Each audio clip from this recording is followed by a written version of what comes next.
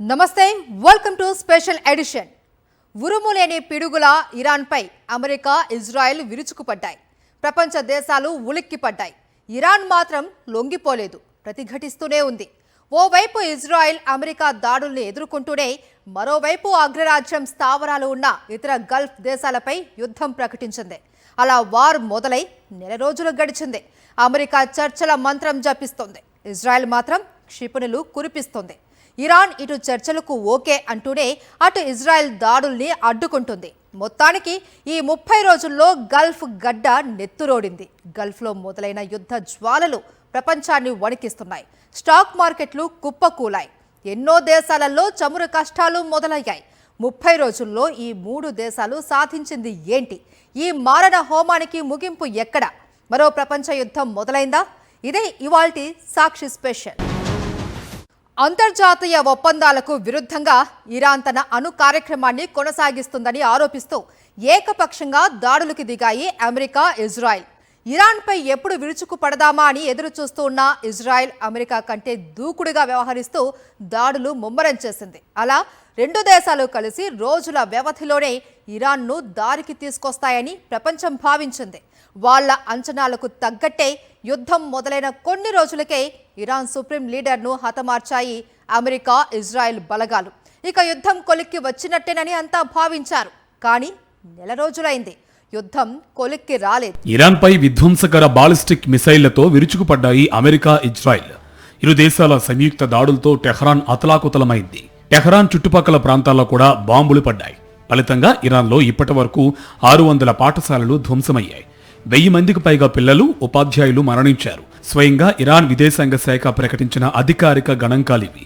సాధారణ పౌరులతో కలిపి చూసుకుంటే మృతుల సంఖ్య కనీసం 4000 వరకు ఉండొచ్చనేది ఐక్యరాజ్య సమితి అంచనా. అటు ఇరాన్ కూడా భీకర దాడులు చేస్తుంది. సూసైడ్ డ్రోన్స్తో గల్ఫ్ దేశాలపై విరుచుకుపడుతుంది. అమెరికా స్థావరాలే లక్ష్యంగా తమ పొరుగు దేశాలపై క్షిపణుల వర్షం కురిపిస్తోంది. ఇరాన్ దాడుల్లో ఇప్పటి వరకు 13 మంది అమెరికా మైరన్లు మృతి చెందారు. 300 మందికి పైగా గాయపడ్డారు. ఇక ఆర్థిక నష్టానికైతే అంతే లేదు. యుద్ధం మొదలైన 4 రోజులకే $2 బిలియన్ ఖర్చు చేసింది అమెరికా. ఆ తర్వాత 2 వారాలకే ఆ ఖర్చు $13 బిలియన్ చేరింది. నెల రోజుల్లో యుద్ధంపై అమెరికా అటు ఇటుగా $25 బిలియన్ ఖర్చు చేసి ఉంటుందని ఓ అంచనా. అంతేకాదు, తమ దగ్గరున్న అత్యాధునిక తోమాహాక్ క్షిపణుల నిల్వల్ని సైతం అమెరికా కోల్పోయింది. ఇప్పటికే 850కి పైగా తోమాహాక్ క్షిపణులు వాడేసింది. ఒక్క తోమాహాక్ క్షిపణి తయారు చేయడానికి అమెరికాకు $32 కోట్ల ఖర్చు.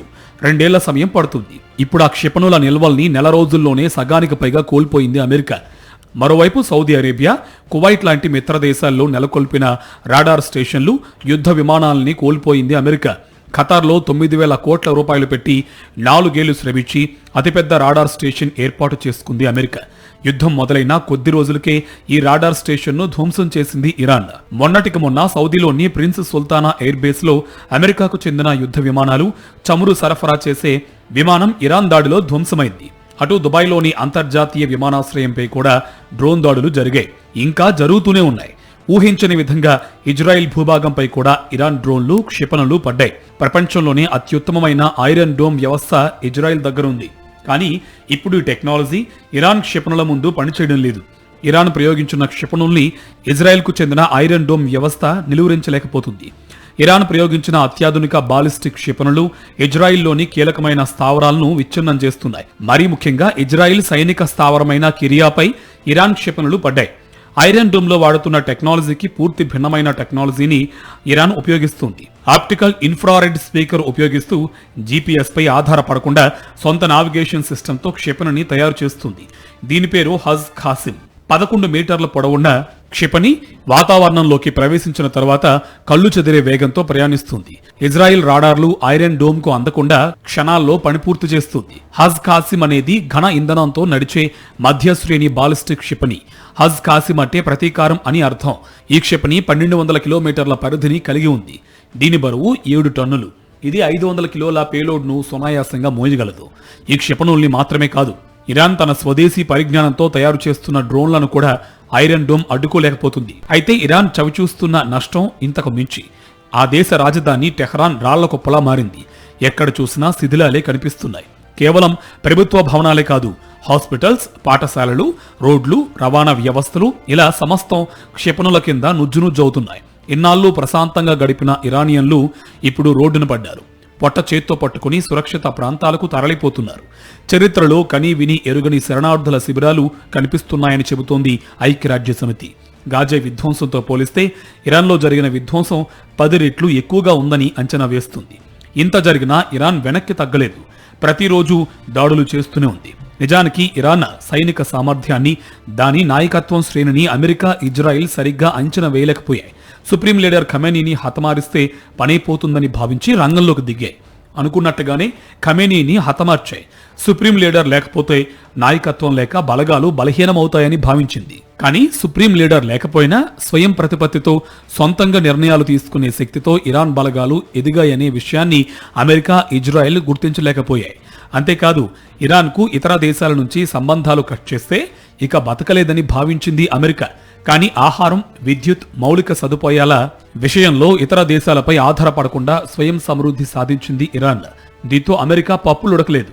సుప్రీం లీడర్ లేకుంటే ఎలా? పాలన ఎవరు సాగిస్తారు? ఇరాన్ రాజ్యాంగ రచయితలు కూడా ఈ పరిస్థితిని ముందుగానే ఊహించారు. ఇరాన్ రాజ్యాంగంలోని ఆర్టికల్ 111 ప్రకారం సుప్రీం లీడర్ లేకపోతే తాత్కాలికంగా ఒక కౌన్సిల్ అధికారాలు చేపడుతుంది. అలా ఏర్పడిన కౌన్సిల్ ముస్తాబాను నూతన సుప్రీం లీడర్ గా ఎన్నుకుంది. ఈ గ్యాప్ లో ఇరాన్ కు చెందిన సైనిక దళం IRGC తన పని తాను చేసుకుంటూ వెళ్ళింది. స్వతంత్రంగా నిర్ణయం తీసుకుంటూ ఖమేనీ హత్య తర్వాత కూడా IRGC తన ఐక్యతను కొనసాగించగలిగింది. ఇరాన్లో 3 స్థాయిల్లో అధికార వికేంద్రీకరణ జరిగింది కాబట్టి నాయకుడు లేకపోయినా ఇరాన్ పాలనా వ్యవస్థ, సైనిక వ్యవస్థ నడుస్తూనే ఉన్నాయి. ఇవేవి అమెరికా, ఇజ్రాయిల్ అంచనా వేయలేకపోయాయి. దీనికి తోడు హర్మూజ్ జలసంధి విషయంలో కూడా అమెరికా అంచనా తప్పింది. యుద్ధం మొదలైన 4-5 రోజుల్లోనే హర్మూజ్ను తమ ఆధీనంలోకి తెచ్చుకోవచ్చని అమెరికా, ఇజ్రాయిల్ అంచనా వేశాయి. హర్మూజ్కు ఆయువు పట్టు లాంటి ఖర్గ్ ద్వీపంపై క్షిపణుల వర్షం కురిపించింది. కానీ ఈ ప్రాంతాన్ని ఇరాన్ పూర్తిగా తమ ఆధీనంలో ఉంచుకుంది. మరి ముఖ్యంగా హర్మూజ్ నుంచి ఒక్క నౌకను కూడా ముందుకు కదలనీయలేదు. ద్వీపం నుంచి రాకెట్ లాంచర్లు ఏర్పాటు చేయడంతో పాటు సముద్రంలో సీ మైన్స్ ను ఏర్పాటు చేసింది. దీనికి తోడు చిన్న చిన్న బోట్లతో పహారా కాస్తూ పూర్తిగా హర్మూజ్ను తమ కంట్రోల్లోకి తెచ్చుకుంది. దీంతో ప్రపంచ దేశాలు భగ్గుమన్నాయి. అమెరికా, ఇజ్రాయిల్ కార్నర్ అయ్యాయి. జలసంధిని కంట్రోల్లో తెచ్చుకోలేక టెహ్రాన్పై బాంబులు కురిపిస్తున్నాయి.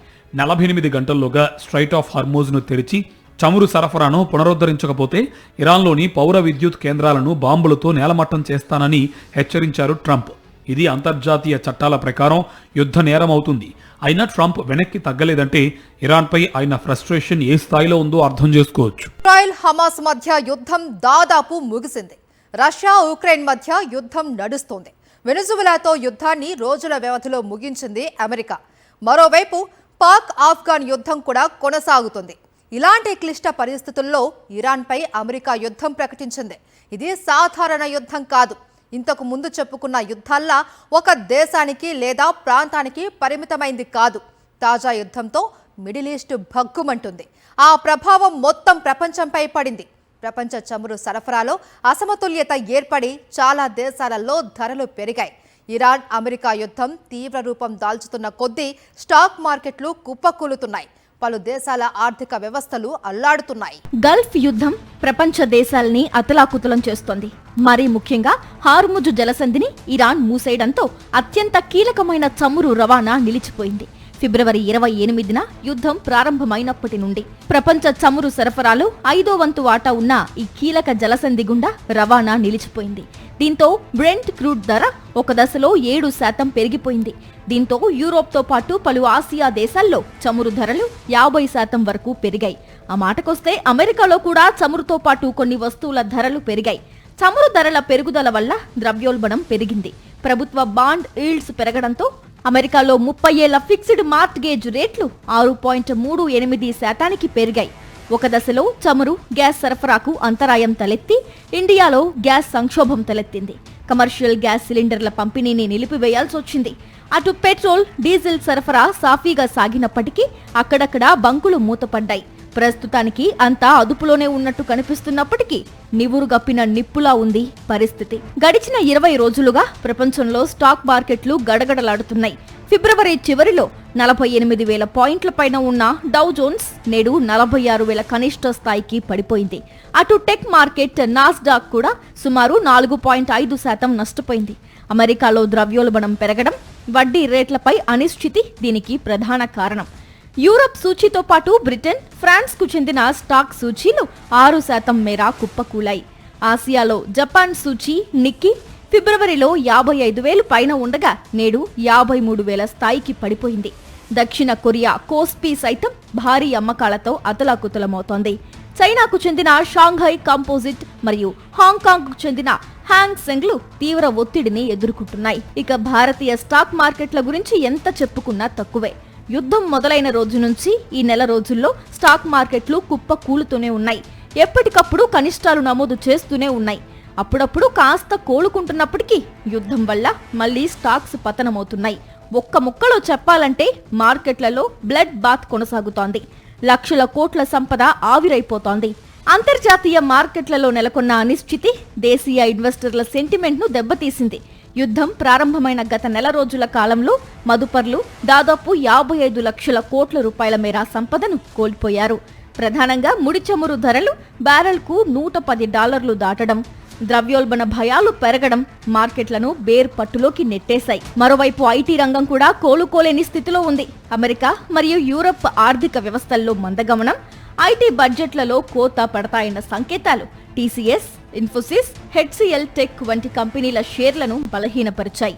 రూపాయి విలువ పతనమవుతున్నా ఐటీ రంగం ఆ ప్రయోజనాన్ని అందుకోలేకపోతోంది. ఎరువుల తయారీకి కీలకమైన న్యాచురల్ గ్యాస్ ధరలు పెరగడంతో భారత్, అల్జీరియా, స్లోవేకియా వంటి దేశాల్లో ప్లాంట్లు మూతపడుతున్నాయి. చైనా ఇప్పటికే ఎగుమతులపై ఆంక్షలు విధించగా మరోవైపు రష్యాలోని ఎరువుల ఫ్యాక్టరీలపై ఉక్రెయిన్ డ్రోన్ దాడులు చేస్తోంది. వెరసి ప్రపంచమంతా ఎరువుల లభ్యత పాతాళానికి పడిపోయింది. గత 80 ఏళ్లలో ప్రపంచ వాణిజ్య వ్యవస్థ ఇంతటి సంక్షోభాన్ని ఎప్పుడూ చూడలేదని డబ్ల్యూటీఓ చీఫ్ ఎంగోజీ ఒకోన్జో ఇవేలా హెచ్చరించడం పరిస్థితి తీవ్రతకు అద్దం పడుతోంది. ఎరువుల ధరలు కేవలం కొన్ని వారాల్లోనే 50% వరకు పెరగడంతో సాగు ఖర్చు భారమై ప్రపంచవ్యాప్తంగా రైతులు దిక్కుతోచని స్థితిలో ఉన్నారు. ఎరువులు లేకపోతే పంటలు పండవు, పంటలు లేకపోతే ఆహార కొరత తప్పదు. చివరకు ఇది మధ్యప్రాచ్య దేశాల్లోనూ బియ్యం, మొక్కజొన్న వంటి నిత్యావసరాల కొరతకు దారితీసేలా ఉంది. తుపాకీ గొట్టాల మధ్య నలుగుతున్న ఈ వాణిజ్యం సామాన్యుడిని ఆకలి తీర్చలేని స్థితికి నెడుతోంది. భారతదేశం ప్రపంచంలోనే 2వ అతిపెద్ద యూరియా వినియోగదారు. ఏటా మన దేశానికి సుమారు 350 లక్షల మెట్రిక్ టన్నుల యూరియా అవసరం. దేశీయంగా 280 నుండి 290 లక్షల టన్నుల యూరియా ఉత్పత్తి చేస్తున్నా మిగిలిన 60 నుండి 70 లక్షల టన్నుల కోసం విదేశీ దిగుమతులపైనే ఆధారపడుతున్నాం. ముఖ్యంగా భారత్ దిగుమతి చేసుకునే యూరియాలో దాదాపు 25% వాటా ఒక్క ఇరాన్, ఒమన్ దేశాల నుంచే వస్తుంది. ఇప్పుడు ఇరాన్ యుద్ధం వల్ల హోర్ముజ్ జలసంధి మూతపడింది. ఈ కారణంగా దిగుమతిపై ప్రభావం పడింది. మరికొన్ని రోజులు ఇలానే పరిస్థితి ఉంటే రాబోయే ఖరీఫ్ సీజన్ నాటికి దేశంలో యూరియా కొరత దారుణంగా ఉండబోతోంది. యుద్ధం అంటే కేవలం రక్తపాతం మాత్రమే కాదు, అది ఆర్థిక విధ్వంసం కూడా. ప్రస్తుతం అమెరికా, ఇరాన్ మధ్య సాగుతున్న పోరు ఇలా ప్రపంచ ఎరువుల మార్కెట్ను కుదిపేస్తోంది.